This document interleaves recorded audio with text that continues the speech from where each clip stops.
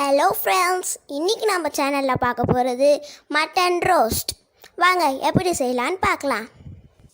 Mutton roast செய்கிறதுக்கு முதல்ல 1/2 kg மட்டனை கழுவி எடுத்து வச்சுருக்கோம். ஃபஸ்ட்டு 1 ஸ்பூன் மஞ்சள் தூள் போட்டுக்கோங்க. அப்புறம் 2 ஸ்பூன் குழம்பு மிளகாய் தூள் போட்டுக்கோங்க.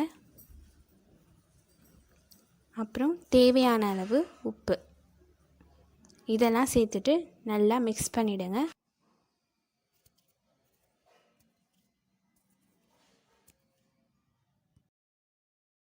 இப்போது ஒரு 1/2 டம்ளர் தண்ணி ஊற்றிக்கலாம். அப்புறம் இதை மூடி வச்சு விசில் போட்டு ஒரு 15 மினிட்ஸ்க்கு சிம்லேயே வச்சு வேக வச்சு எடுத்துக்கலாம். மட்டன் இப்போ வெந்துருச்சு. இது ஒரு 80% வெந்தால் போதும். ஏன்னா நம்ம ரோஸ்ட் பண்ணும்போதே இன்னும் கொஞ்சம் வெந்துடும். இப்போது மட்டன் ரோஸ்ட் செய்கிறதுக்கு தேவையான பொருட்கள் என்னென்னு பார்த்துடலாம். நம்ம வேக வச்சுருக்கிற மட்டன்,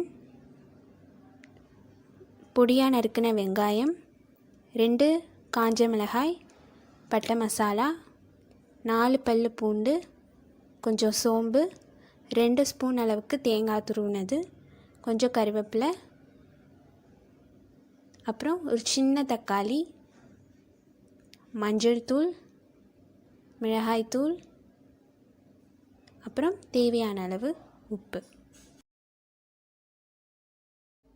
மட்டன் ரோஸ்ட் செய்கிறதுக்கு தேவையானதெல்லாம் நம்ம இப்போ அரைச்சிக்கலாம். நம்ம துருவி வச்சுருக்கிற தேங்காய், கொஞ்சமாக சோம்பு, 2 காஞ்ச மிளகாய்,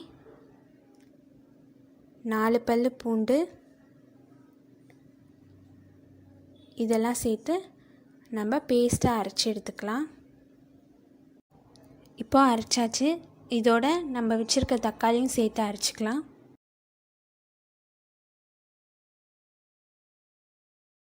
இப்போது அடுப்பை பற்ற வச்சு ஒரு கடாய் வச்சுக்கோங்க. கடாய் சூடானதும் அதில் 2 ஸ்பூன் எண்ணெய் ஊற்றிக்கலாம்.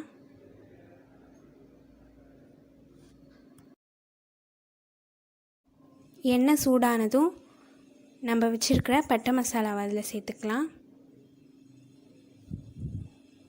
பட்டை மசாலாலாம் பொரிஞ்சதுக்கப்புறம் இதில் நம்ம நறுக்கி வச்சுருக்கிற வெங்காயத்தையும் சேர்த்துக்கலாம்.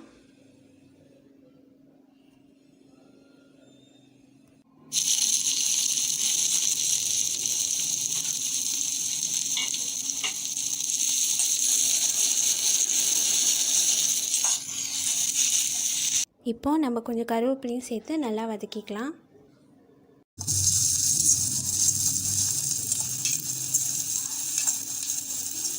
இப்போது நம்ம வேக வச்சுருக்கிற மட்டனையும் இதோடு சேர்த்துக்கலாம்.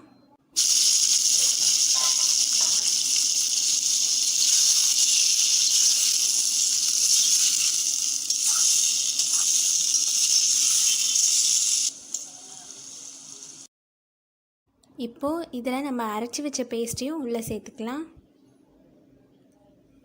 சேர்த்துட்டு நல்லா கலந்துடலாம்.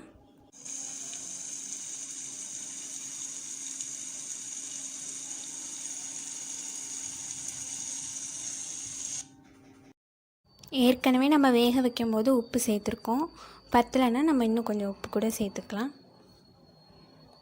சேர்த்துட்டு நல்லா கலந்து இதை ரோஸ்ட் ஆகிற வரைக்கும் கொஞ்சம் நேரம் சிம்மிலே வச்சு சுண்ட வச்சுக்கலாம்.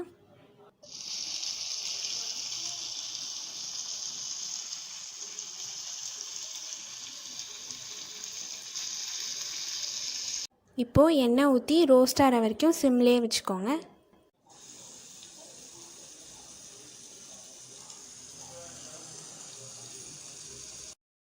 இப்போது கொஞ்சம் லைட்டாக ரோஸ்ட் ஆகிடுச்சு.